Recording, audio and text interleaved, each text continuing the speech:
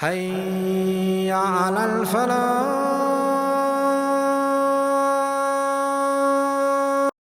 People say, I love Allah, I love my Maker, I pray, I give charity, I actually fast, I've been for Hajj, I do a lot of good deeds, I stay away from a lot of bad. But you know what?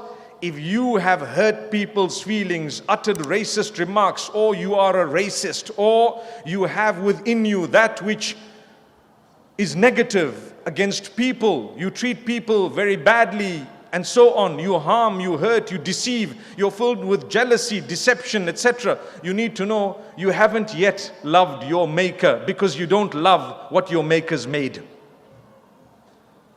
You have a company, a big company, and mashallah, the owner of the company is your friend. Wouldn't you be proud of the growth of that company every time you see something connected to that company somewhere, even if it's just a truck passing with that little logo? You would be so excited, right? To say, hey, that's my friend's company, man, the biggest company. You know, we were in school together. Today he's the richest man in Australia. You would be so excited, right? Even if he didn't share his billions with you, you'd still be happy, right?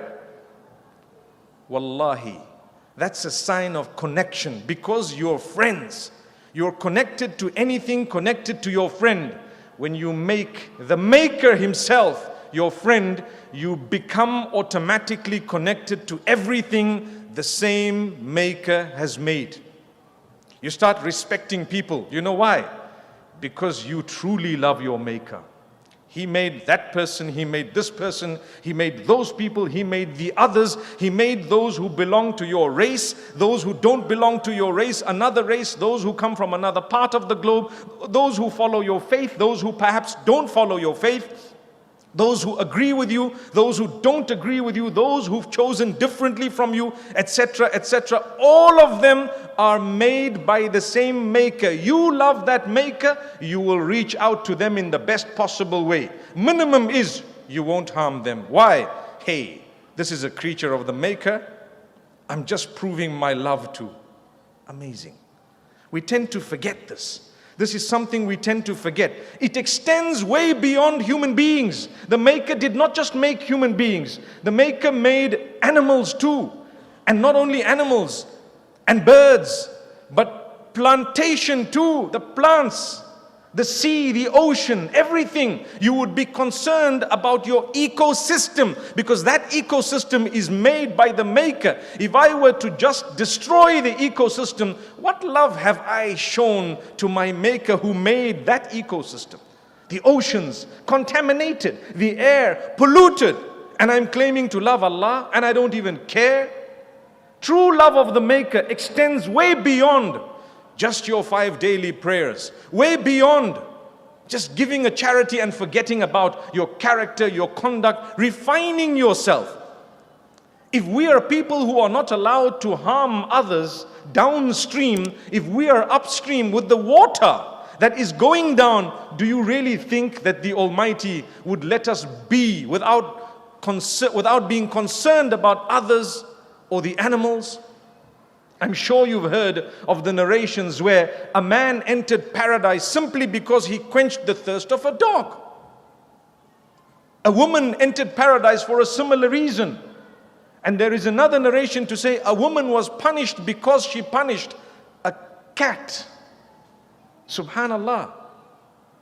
Doesn't that show you that if Islam and the Maker himself have warned you about being unkind and given so much importance to animals and the treatment of animals, that the treatment of human beings who disagree with you is far more important than how you treated the animals, the cats and the dogs. Subhanallah. May Allah grant us understanding. So I am here to remind myself and yourselves to refine yourselves. The only way we're going to leave a legacy or understand the divine legacy is to be in love with the one who is the source of that divinity. That's the Almighty. True love of the Almighty is not that you're sitting with your Quran all day and you're just reading it without having refined yourself. This is why when the Prophet Muhammad, peace be upon him, was asked, O Messenger, tell us about paradise. I asked you moments ago, who wants to go to paradise? We all want to go to paradise. Tell us about paradise.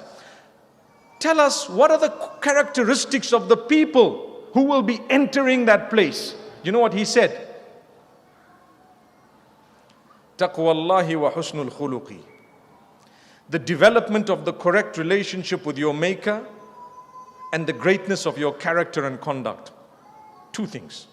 If you can develop your relationship with your Maker, it means you've become conscious of your Maker. Consciousness of your Maker is translated in the Arabic language as taqwa. Taqwa would also mean to fear your Maker out of love. You might want to know what that means. I explained it a few days ago. I think I should say it again, right?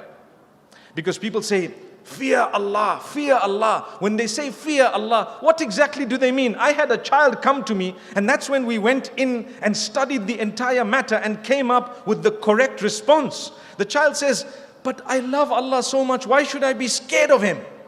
It's a good question, isn't it? How can we be scared of Allah? Is He like going to attack us or something?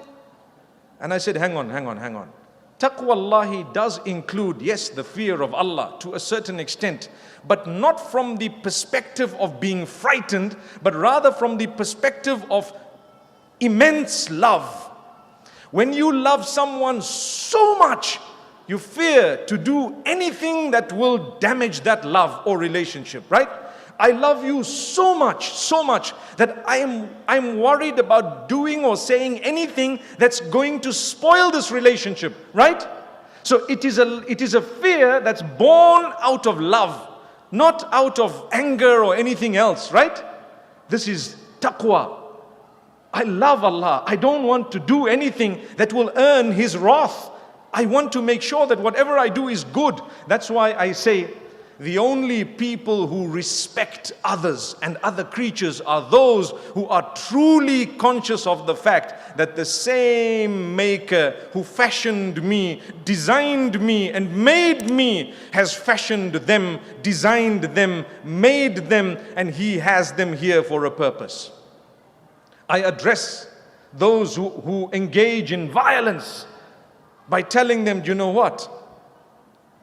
If you believe the Almighty created you to come out and kill others or hurt others, then you've undermined the power of the same Maker, the one who will take my life away and yours when the time is right, and you think that He has mandated you to do that. May Allah subhanahu wa ta'ala grant us understanding. These are deep words. People say, well, you know, Muslims have no respect for others. I tend to believe there is room for improvement indeed. My brothers and sisters, I was given 20 minutes. But I tell you what, I'm taking the liberty in this city, because of the surname of the city, to increase a few minutes. We'll still get to the airport, inshallah. I just want to say one more thing, and that is, my brothers, my sisters, when we reach out to others, let's make sure we do it with humbleness, with humility, for the sake of the Maker, in order really to purify ourselves. In Islam, we believe when you give, you're actually purifying yourself, because when you start loving material things too much, you tend to become selfish and you don't realize the rights of those around you who have less than you. If Allah wanted, He would have given them much more than you and I. But Allah wanted to watch you, to look at you, to see what you do, to give you a chance to prove yourself. Who provided for me? Allah. Who provided for you? Allah. He's known as the nourisher, cherisher, sustainer, provider, protector, curer. He is the one. He who sustains, He provides for, right? He gave me. If He wanted, He could have given the poor person or the one struggling far more than me, but He didn't, because He wants to watch what I do and at the same time watch what they do. So if I'm going to reach out, oh Allah, you gave me, I'm going to give half of what I have, a tenth of what I have, 5% of what I have, 2.5% of what I have to the poor. And I'm going to do it not because I want to clock mileage and say, right, I'm the guy who gave you. You know, you're living because I gave you food. You know, that's an attitude. The Almighty doesn't want attitude. That's not called clean giving. You give in such a way that your left hand does not know what your right hand has spent, right? Unless, subhanallah, if you're in a crowd of this nature, where there is a fundraiser, for example, and you want to give in order to encourage others, in order, for example, to be able to give so that people are motivated and so on, to meet a target, it's not wrong. But if people are actually giving out of pride, I'm the one who gave, I did this. No, relax. If the Almighty wanted, He wouldn't have given you. Amazing. So when we give people, let's learn to give them with respect and understand the Almighty will give you back. He will definitely give you back. Last night I spoke in another city and I said, when we give and when we've pledged, the Almighty will give us to give. If I have taken it upon myself to, for example, sponsor 20 orphans, and I'm spending so many thousand every month on those orphans, I'm talking of those who, mashallah, they have a bit of wealth, even if it's one orphan, and we're giving so much, the Almighty's written their sustenance, and it's coming through you because you've pledged it, so the Almighty has to give you to give them, so you've just opened your doors. You see the point? You've just opened your doors. And that's why the hadith where a man came complaining about his brother, that I'm spending on my brother and I'm spending so much and he's doing nothing and he's not working and how long is this going to carry on and so on. And he wanted the Prophet, peace be upon him, to admonish the brother to say, what are you doing? Or he might have wanted the Prophet, peace be upon him, to say, listen, he's an adult, his hands and feet and everything is okay, you don't need to spend on him, he should go out and work. But you know what the Prophet ﷺ told him? He says, لَعَلَّكَ بِهِ تُرْزَقْ. Perhaps it is because of him and because you are spending on him that the Almighty is actually giving you. You follow? Because his sustenance was written and you are giving. That's his. So Allah's giving you yours and his in order for you to have more to be able to reach out to those. So remember, this is a huge divine plan. May Allah subhanahu wa ta'ala bless every one of us. May Allah grant us ease and goodness. May we be from among the best of people.